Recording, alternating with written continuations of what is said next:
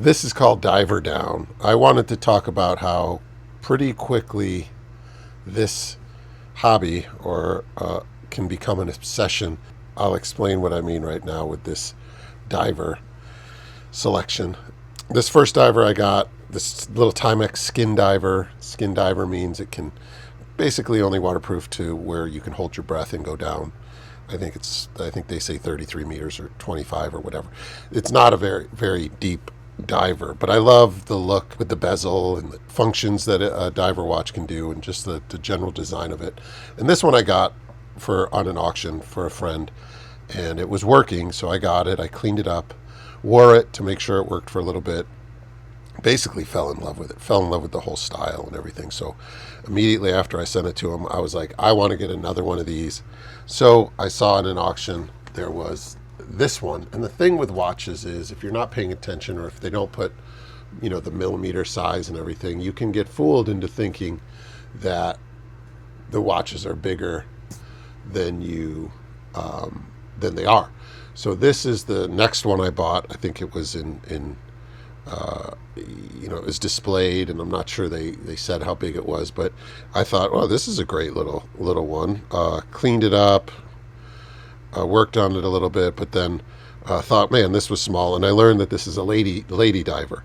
And let me see if I can show you next to a bigger one, kind of the size difference here. Let's see if these will come into focus. Not huge, but just I didn't really want a smaller one on. So actually I'm giving this one away. It still needs a little work. I didn't click the date wheel back in the right place. And I think this is the one. It lets you wind, but then after a certain tension, the spring releases. So I think you can get 12 or 13 hours out of it. Let's just see here. As you can see, it's working. Beautiful little watch. If anybody wants to, pledges to kind of continue to dig into it and fix maybe the mainspring issue or something, and they'll have a nice little watch on their hands. It's a pretty cool little piece, but this isn't what I wanted. So then I got a auction with a lot of other pieces. This thing was kind of hanging out to the side, and it was the same thing. I didn't know the size of it, but I gambled on it, and I think I got a Timex Indiglo in the deal, and other watches that I like, but I didn't realize this bezel is plastic. So when I was poly watching it, I actually slipped and I melted this area here. So this watch is kind of useless. Again, if anybody wants it, leave me a note. I'll send it to them. It's the same size, so I think it's a lady diver as well. It's just not as well made, with less expensive parts. But again, this one works as well. As you can see, I just wound it up. It's just needs a new crystal, because I think I screwed that up too with the poly watch, and a new bezel if you want it. It's usable, but it's just kind of melted on one side. So I was still on the search for the diver that could replace the one I gave away, and so I bid on an automatic, which I'm not not an automatic, a windable watch, and it's this one here. Beautiful windable watch, beautiful dial, everything. I cracked it trying to put the case back on, so I do want to fix this up. But so this one was interesting because the M105 movement, which everybody says you can't really work on, the original one was broken. This one isn't that strong, actually, now that I see it.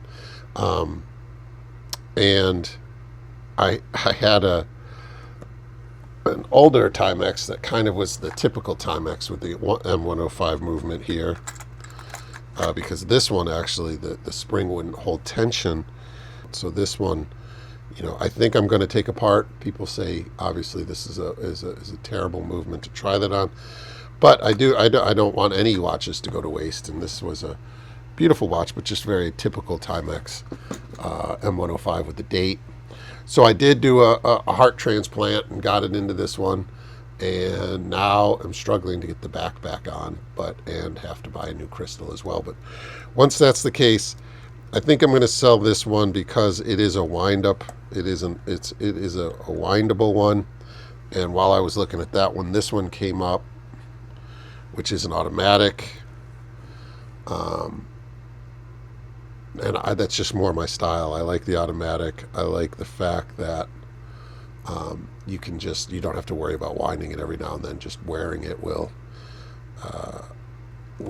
make it work. And this thing does need a good cleaning, and I like cleaning these actually, because when I take this off, there's a tremendous amount of dirt. You get a lot of satisfaction from cleaning these off. But this is an automatic.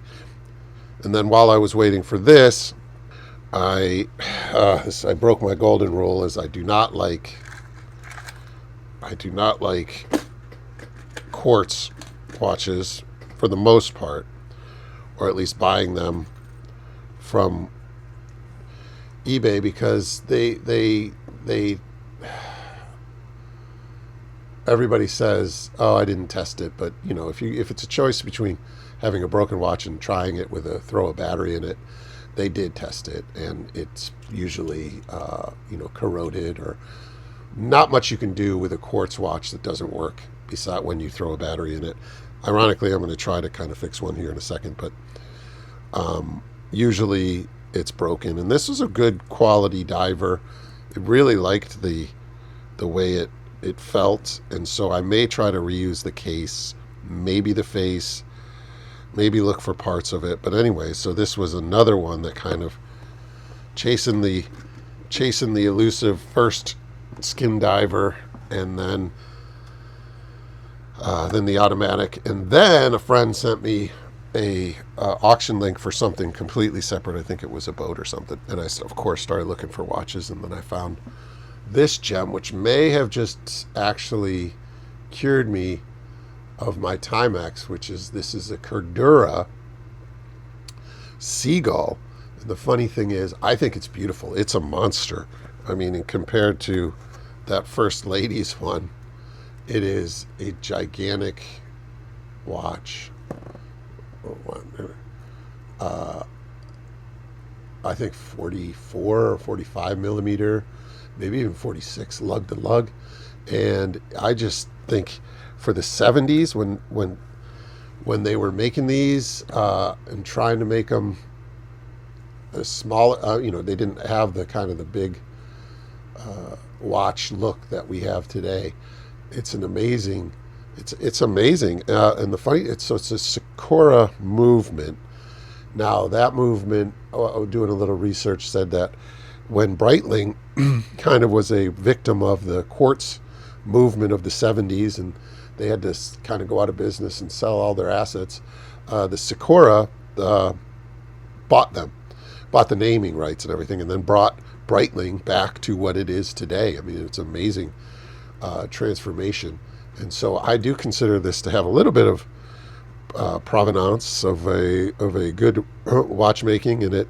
There's different reviews on the Cordura, but I actually really like this one. And it needs to be cleaned as well. And each one of these watches will have a little video on how they hopefully get back to a really good watch. But really cool, thick, big beast of a diver that I'm really excited to have and to wear. So maybe this is the culmination of my diver, but I'm definitely going to have these two in my collection, fix this one up, and then wear and fix this one. But this all of this happened, I'm going to say within the span of month and a half. I just kind of went a little crazy, and nothing was too expensive. This at auction, the Sakura, the Cordura was, I think, $50, but shipping and packing and all that stuff got up to about $100 all in, which is probably accurate.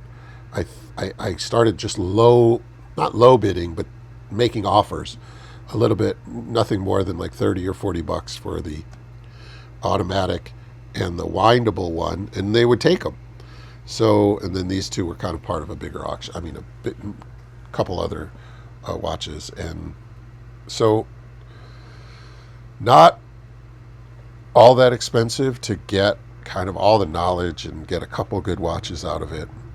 Probably fix up one and sell some of the other ones. And like I said, if you want the Lady Diver, just leave a comment that it will be in good hands, and I'll reach out to the person and send them off, and then they can continue their journey. But yeah, I just thought it was interesting to know how fast this can, I don't want to say get out of control, but how fast it can snowball into something. But such a fun hobby. Great, I'm still searching for that Timex Skin Diver replacement. That will be amazing. I think this one might be okay, but I really did like the way it looked and worked. So that's my deep dive into my diver collection. Stay tuned for more watch stuff.